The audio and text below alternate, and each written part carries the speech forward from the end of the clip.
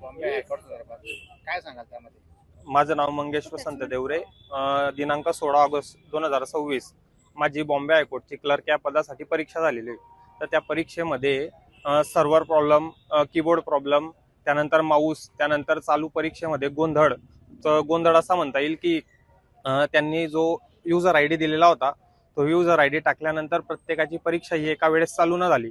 त्यामुळे कोणाची परीक्षा सुरुवातीला चालू झाली, कोणाची नंतर चालू झाली, त्यामध्ये गोंधळ झालेला दिसून येतो. आता माझ्या बाजूला जो मुलगा होता त्याचा युजर आय डी पासवर्ड चुकल्यामुळे त्याने म्हणजे परत एक्झाम चालू झाली त्याची आणि थोड्या वेळानं त्याचा पीसी बंद पडला.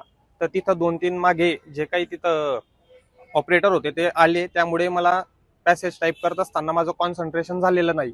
तर ते कॉन्सन्ट्रेशन न झाल्यामुळे माझ्या बाजूला ते थोडा मी घाबरलो पॅसेज टाईप करताना.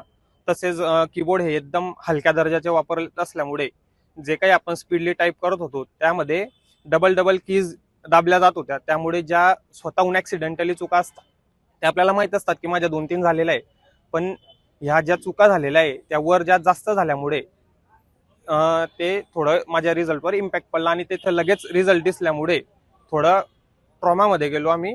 त्यानंतर आम्ही ठरवलं की आपण बोलू, आपण काही करू, पण त्यासाठी आम्हाला काही तीव्र आंदोलन वगैरे करायची गरज नव्हती. आमची न्यायालयीन प्रशासनावर म्हणजे पूर्ण भरोसा आहे, ते री एक्झाम घेतील अशी आम्हाला आशा आहे. प्रशासनाकडे नेमकी काय मागणी? आता आमची मागणी अशी आहे की ती री एक्झामिनेशन झाली पाहिजे आणि न्यायालयाने ती स्वतः कंडक्ट केली पाहिजे.